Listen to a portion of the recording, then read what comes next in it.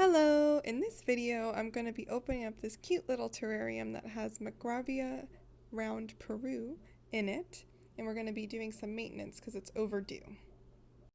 This is a vining plant and it can be rooted from cuttings. I'm going to be making sure that each of the cuttings has multiple leaves on it to give it the best chance of forming roots.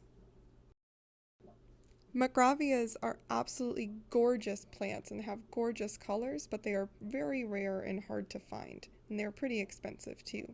They grow very slowly and are often sold as cuttings that only have about 5 to 7 leaves on them, so significantly smaller than one of the cuttings that I have here.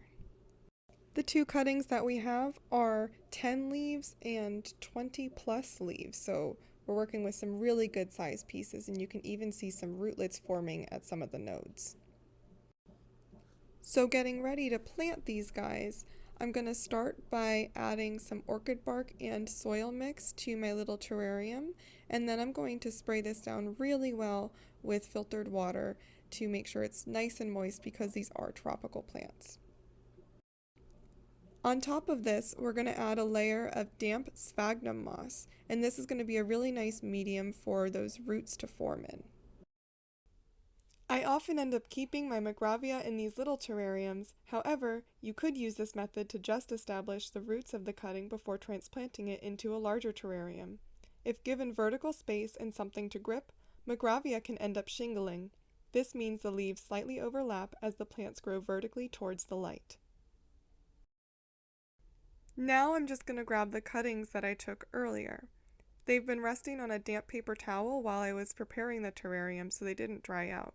I'm going to place both of those cuttings into the terrarium. They are small and they're going to grow so slow it really doesn't matter that there's not a lot of space. This is only one type of Marcgravia. If you wait to the end of the video, I'll throw in a bonus clip of one of my other varieties that has a totally different color and leaf shape to it. Here's where I make a little bit of a mistake. I'm going to be adding 2 pieces of orchid bark just to give these guys a little bit of something else to grab onto besides the sphagnum moss. I really should have placed this before putting the cuttings in, but in reality, it doesn't matter. Didn't hurt the plants. But that's it. That's the finished terrarium. Those cuttings are set up and ready to go. Here's just a close-up of the original on the right and the new propagations on the left. And we're just going to label them just to make sure I don't lose track of what this new terrarium has in it. This is that bonus clip. This is Marcgravia ovate bronze. You can see that the leaves are sort of spoon-shaped. They are very bronzy brown toned, and it has a totally different morphology. That's the end of the video. Thanks for watching. Like and subscribe.